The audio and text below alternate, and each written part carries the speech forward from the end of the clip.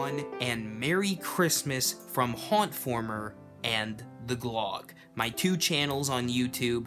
Thank you all so much for a fantastic year of 2017. It's been such an awesome and blessed year. God has truly just shaped this year so much. So thank you, and thank you for watching this video, by the way. And I hope you're having an awesome Christmas.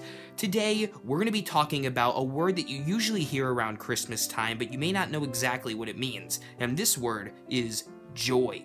Joy is a very important word in the Bible, and it's one that's used quite a bit.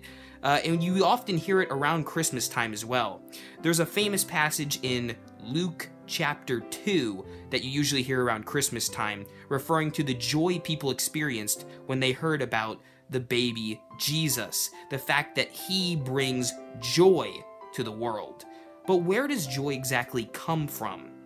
Well, joy is one of the fruits of the Spirit. When God's Holy Spirit is in us, it produces joy as well as many other things. It also is something that reflects God's love. When we have God's love in us, we experience joy no matter what. God says if we remain in His love, in Jesus' love, then we have complete joy. And if we follow His commandments by loving God and loving our neighbor, those are the two most important commandments, at least according to Jesus, who, I mean, is pretty important, especially around Christmas time. We also have to remember that, unlike happiness, joy isn't always a reflection of our current state. What I mean is, if you get a present, or do well on a test, or have a great day or something like that, that is a reflection of happiness. You're usually happy and upbeat.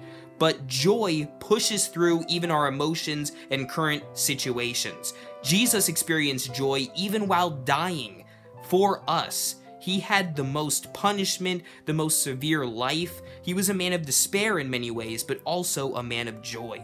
We also can have joy even when we're not quite sure of what God's doing. We love Him even though we don't see Him, yet we still can have joy. So when you hear, have a joyous Christmas, or I hope your Christmas is full of joy, remember that joy isn't always a reflection of the good times, but we have to remember that God is with us in the bad times too, just as He was with Jesus when He sent His own Son into the world to save us, and that is what we celebrate Christmas for. Everyone, thank you so much for watching this video. If you haven't subscribed to the Glog yet, make sure to go into the description and subscribe. I'd really appreciate it. And thank you again for all the support all year round. Thank you very much for watching, and I hope you have a Merry Christmas.